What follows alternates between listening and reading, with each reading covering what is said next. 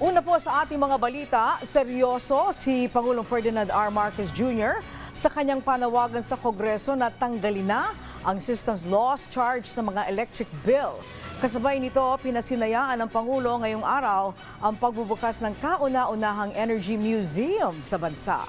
Si Kenneth Pasyente sa sentro ng balita. Muling pinanindigan ni Pangulong Ferdinand R. Marcos Jr. ang kanyang panawagan na alisin na ang paniningil ng system loss sa mga consumer. Isa sa mga pangunahing panukalang inihain niya sa kanyang ikalimang State of the Nation address.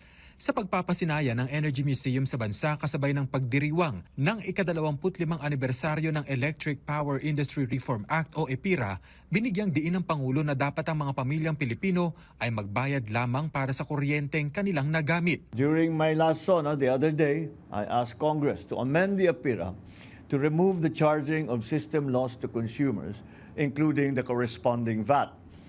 It's only fair that Filipino families pay for what electricity they use, not for inefficiencies that really are beyond their control. Sinimulan na ng Energy Department ang pakikipag-usap sa mga stakeholder ukol dito at pinag-aaralan na raw mabuti kung paano ipatutupad para magkaroon ng nasa 5 hanggang 15% bawas sa bawat electricity bill. As much as I would like to say na kaagad-agad to, it takes time lang to study. Hinimok din ng ahensya ang mga distribution facility na mas maging agresibo para tugunan ang mga nagiging dahilan ng system loss. Some losses na tulad ng pagnanakaw or inefficient, luma na yung wiring mo, transformer mo kailangan ng palitan, your infrastructure is very old now or hindi na siya na-maintain, and that's something that our consumers should not pay for.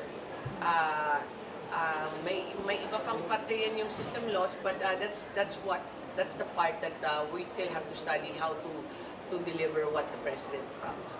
Sinabi ng Pangulo na malaki ang naging pag-unlad ng power sector sa nakalipas na 25 taon dahil sa EPIRA. Higit doble na ang generation capacity ng bansa. Lumakas ang partisipasyon ng pribadong sektor at lumawak ang paggamit ng renewable energy na umaabot na anya sa 25% ng kabuuang supply ng kuryente. Pero aminado ang Pangulo na hamon pa rin ang mataas na presyo ng kuryente. At the same time, we recognize that the electricity sector reform is an ongoing process. Significant gains have certainly been made. Critical challenges remain, such as high electricity rates, amongst others. And that is why we are working closely with our private partners and the government to advance the proposed amendments to EPIRA, particularly to support the ERC. Muli namang hinimok ng Presidente ang publiko na makiisa sa mga inisyatiba ng pamahalaan para sa matalinong paggamit ng enerhiya. Pinasinayaan din ng Pangulo ang unang Interactive Energy Museum sa Pilipinas na magbibigay ng mas malalim na pag-unawa sa mga Pilipino kung paano nabubuo, naihahatid at nagagamit ang kuryente. Sa tulong nito, mas maunawaan ng bawat Pilipino kung paano nabubuo, naihahatid at nagagamit ang kuryente sa ating pang-araw-araw na buhay. Beyond awareness, this museum is an investment in our people. It stands as a bridge between the classroom and the control room, between curiosity and career. Kenneth Pasyente para sa Bayan.